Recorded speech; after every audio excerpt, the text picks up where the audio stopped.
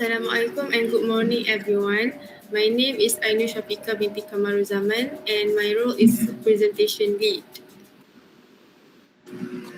And my name is Noani Suraya Bezaki, and I am taking part as the language analyst in this team. My name is Noidina binti Zainal and I am the contextual researcher. My name is Nur Patricia binti Muhammad Nur Hisham and I will be a translation strategist one. My name is Aisha Humaira and I am the second translation strategist. Today, we will be presenting our Week 4 website translation project titled From Portal to Paper. For this task, our group selected a Malay language news article from a recognized Malaysian news source. The article discusses a domestic violence case in Sungai Petani involving a woman who suffered serious injuries and a miscarriage after allegedly being assaulted by her husband. We chose this article because it highlights a real and serious social issue, and it shows how important translation is in making information accessible to a wider audience, especially for international readers who may not understand Malay. Our task was to translate the article into English while maintaining the original meaning, grammatical accuracy, tone, professionalism, and overall clarity. For example, in one of the sentences describing the victim injuries, I translated phrases like ditumbuk berkali-kali as repeatedly punched to ensure the wording sounds more natural and professional in English. And also, I translated the phrase mengalami patah tulang rusuk kanan 7 batang dan kiri 6 batang serta patah tulang punggung 3 bahagian as sustained fractures to 7 ribs on the right side and 6 on the left side, as well as fractures to 3 parts of the pelvic bone to accurately convey the medical information while maintaining clarity and a natural English structure. Throughout this process, we realized that translation is not just about changing words from one language to another. It also involves critical thinking, discussion, and strong teamwork. So today, each member will present their findings based on their roles, and we will also share some of the challenges we face as a group. Next, I would like to invite our language analyst to share their insight. Thank you, Ainu Shafika. As the language analyst, my main responsibility was to ensure that the translated text read naturally and professionally in English. During the review process, I will focus on grammar, sentence structure, punctuation, and the overall flow of the translation. First, I will be presenting one of our translated texts. Thank you, Ainu Shafika. And also thank you to Noor Patricia for presenting to us. As the language analyst, my main responsibility was to ensure that the translated text read naturally and professionally in English by the readers. During the review process, I focused on grammar, sentence structure, punctuation, and the overall flow of the translation. First of all, I will show that two of the issues that I noticed during the translation. One of the first issue that I noticed in some sentences is that some sentences sound awkward due to direct translation from Malay to English. For instance, our initial draft included the sentence where the authorities need to hurry the investigation and arrest the suspect who is suspected for beating his wife to the point of miscarriage in Ambangan Heights nearby. This is understandable, but it doesn't quite match with the tone or the style of formal English news report. The phrasing is a bit clunky and repetitive, especially with the suspect who is suspected. So I suggest that we revise the paragraph into authorities should expedite, which is hurry, change to expedite the investigation, and also arrest the suspect accused of assaulting his wife. This version is more concise and uses the word expedite for a formal touch and replaces the awkward repetition with accused of assaulting, which sound more natural in English reporting. Also, I noticed that the use of passive verbs was quite frequent, which is common in Malay, but it can make English sentences feel heavy or less engaging. For example, the original translation listed the action as beaten, punched, kicked, trampled, and whipped. This is on the fourth paragraph. By adding repeatedly and specifying the object we apply, the sentence. Okay, my mistake. Although it is very accurate, this sequence, but however, it feels a bit monotonous and it didn't quite capture the intensity of the action. To improve the clarity of the sentences, I suggest that we revise it to beaten, repeatedly punch, kick, stomp on, and whip with a pipe. By adding repeatedly and specifying the object with a pipe, the sentence becomes more vivid and reads more smoothly. I believe that the translation sounds more like authentic English article rather than focusing on word for word during the translation. That's it for me. Thank you for the explanation. I'd like to ask during your review, did you come across any sentences that were grammatically correct but still sounded unnatural in English? That's actually a great point of view. And I also completely agree with you for that. Even when a sentence is grammatically correct, the choice of words and tunes are crucial, especially when in news article. For example, if, as you point out, using hunt down makes the police sound overly aggressive, which isn't appropriate for formal reporting. So, by changing it to actively searching for, we could maintain the neutral and professional tone that is more suitable for the news article. Similarly, an equal punishment might make sense literally, but in English legal context, terms like appropriate punishment or a proportionate sentence are more precise and widely used. Phrases convey the idea of fairness and justice in a way that align with the expectation of an English-speaking audience. This merely highlights the importance of not just translating the words, but also adapting the message to fit convention and expectation of the target language and context. It is not enough for a translation to be accurate. It also needs to be sound natural and credible to the readers. That is all by me. That's a good point. So grammar alone is not enough. We also need natural expression. Now let's move on to our contextual researcher. Thank you, Ainul. My role as a contextual researcher was to verify names, legal references, organization, and cultural meanings. A translation can be grammatically correct, but if the context is wrong, it becomes misleading. For example, Persatuan Ibu Tunggal Jati Wajah Sungai Petani. We discuss whether to translate every word, and finally, we use Jati Wajah Sungai Petani Single Mothers Association. We kept Jati Wajah Sungai Petani because it is a specific identity. Uh, and then, Patricia, can you scroll down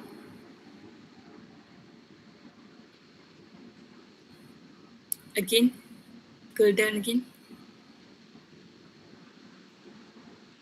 Yes. So for the another important term, Section 325 Kanun Keseksaan, we translated this as Section 325 of the Penal Code. We researched this because legal terms must be precise. If translated wrongly, readers may misunderstanding the seriousness of the charge. We also kept place names unchanged, for example like Sungai Petani, Kuala Muda and Johor Bahru because place names are proper nouns. In addition, another contextual issue was the phrase viral on Why wait? Itulah di media sosial. Little translation is still viral on social media. Patricia, you can scroll down. Yes. The translation is viral on social media, but after discussion, we felt viral sounds too casual for a crime report. So we changed it to widely circulated on social media. This sounds more formal, and in addition, and finally, this role taught me that translators sometimes need to become researchers, especially for public information.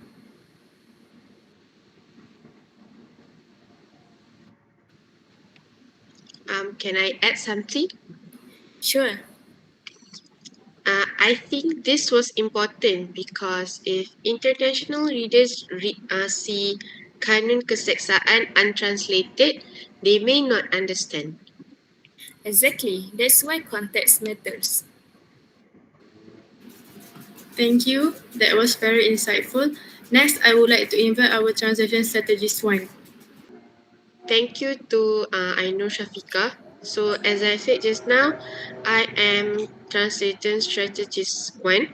So my role focused on tone, consistency, and style. Since this article discusses about domestic violence, the tone must remain serious, respectful, and professional. We cannot use casual language. For example, in the original article, it says that kami mengecam keganasan rumah tangga. We translated this as we condemn domestic violence. It sounded simple, strong, and professional. Next, another phrase in the original article said, tindakan lelaki itu amat melampau. We translated this as the man's actions were considered extremely outrageous. We avoided using slang or overly dramatic words. Consistency was also important. For example, once we used suspect, we continued using that term throughout the article. We did not randomly change it to attacker, husband, man, or accused person unless context required it. So, consistency helps readers follow the report. We also checked quotation style, so all statements sounded like proper journalism. So this rule has taught me that tone affects trust. If the translation sounds emotional or messy, readers may doubt our work. Interesting. Did your team have any disagreement when deciding on the tone? That is a good question. And the answer is yes. For example, we were discussing whether to use brutal, violent, or severe. Brutal is strong, but it sounds emotional. So we choose more neutral words like severe or serious. So as you can see here, we use very severe trauma. So I think that is all for my part. Thank you. I see, that makes sense, especially since word choice can really affect how serious the message sounds. Now let's hear from our translation strategist too. Okay, thank you, Ainur. So my focus was readability and audience understanding. So even if the translation is accurate, it must still be easy to read. Tisha, can you scroll down for me, please, to the second last paragraph? Okay. Um, okay. So, for example, we have hukuman setimpal. So, a literal translation would sound awkward. So, we decided to use appropriate punishment or an equal punishment. I think scroll a bit higher. Okay, an equal punishment, right? And then we have another phrase. which is polis sedang giat memburu suspek. So the literal translation would be police are hunting the suspect. So it's on the the essay on the under it, Tisha. Scroll a little bit. Okay. So for me, it does sound a bit aggressive, but I do think it is slightly acceptable. But you need to do some editing to it to sound more appropriate. So we have changed it to police are actively hunting down the suspect. Okay, so this is more clearer and sound a bit more straightforward. And we also have shortened dense paragraphs. For example, the medical report paragraph originally listed many injuries in one sentence, which is in the earlier passages.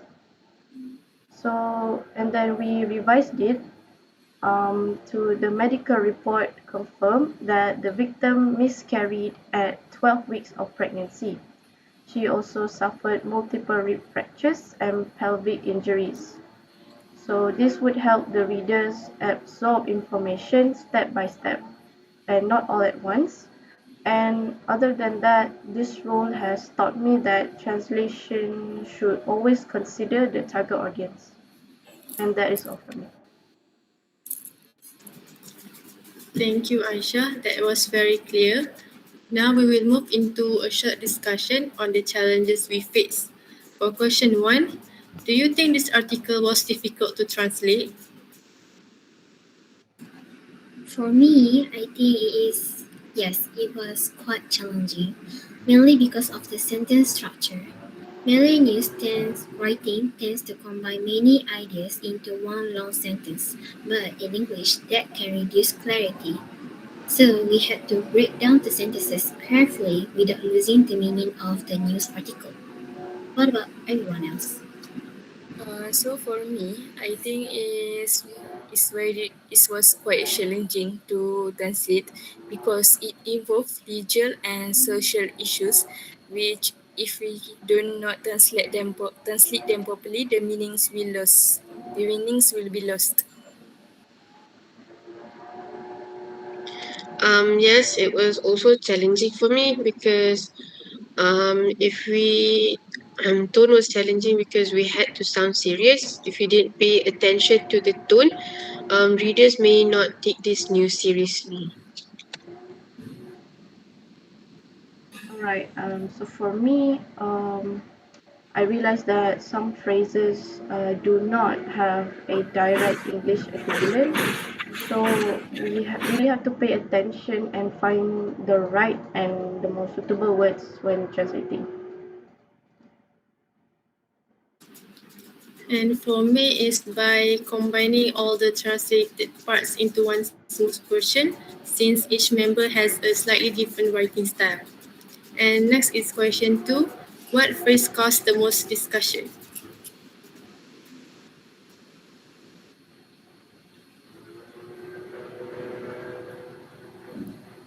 Um, for me, the phrase that caused the most discussion is tular di media social. What do you think? What do you guys think? Yes, I actually agree. Because viral sounded too casual, and at first I actually translated it to viral because it's the first thing that comes to mind. So yeah, later on I realized it was too casual. So after the viral is discarded, we change it to widely circulated because viral also sounds like it's some like kind of trends. It's not as news. Because low to sound more formal, we change it to widely circulated. For me, as we have to match the former tone, it is quite challenging for me to translate the phrases. For another example, like police giat memburu suspect, direct translation would be police are hunting the suspect. This sounds too aggressive for the readers to read it. That's all by me. Good point. And next is question 3. What did you learn from your teammates? From my perspective, I learned that from my teammate that grammar is not enough. Even if a sentence is grammatically correct, it may still sound unnatural. So I have to learn by focusing more on fluency and readability to ensure that the clarity can be conveyed to the readers. What about everyone else?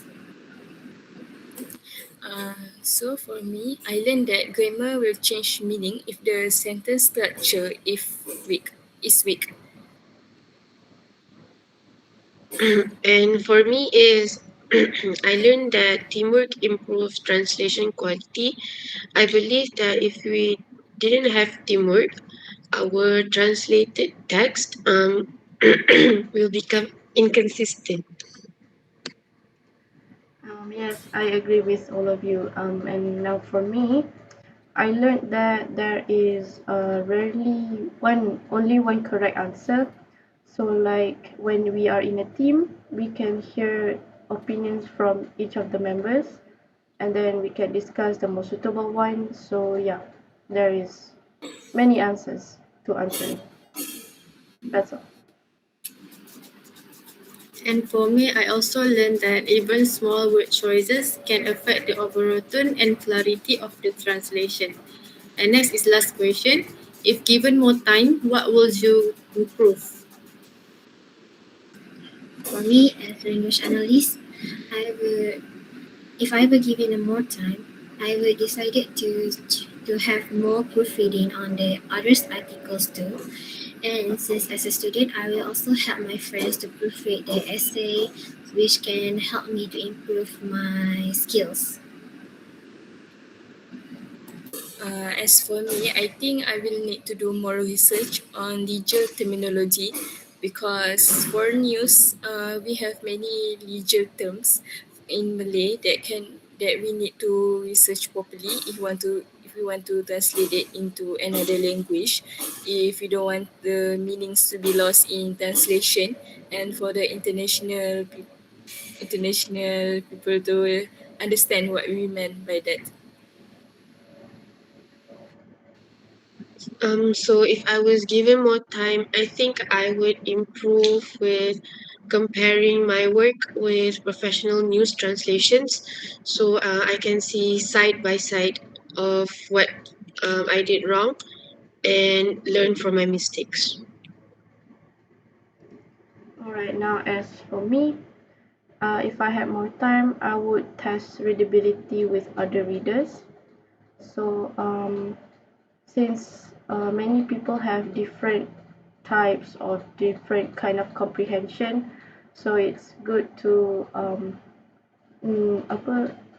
good to know other people's opinions, especially the readers, so we can take that to improve our translation. Thank you. So thank you everyone for your point. And to conclude this, this project has shown us that translation is a complex skill that requires language knowledge, critical thinking, cultural awareness, and teamwork. We also learned that one sentence can have multiple possible translations, and choosing the best one depends on context and purpose. As the presentation lead, I also realized that combining different sections into one final version requires careful editing to ensure consistency and readability. Overall, this assignment has improved our communication skills, teamwork, and confidence in handling real-world translation tasks. Thank you everyone for your attention. Thank you, Ainul. Thank you. Thank you, everyone. Goodbye.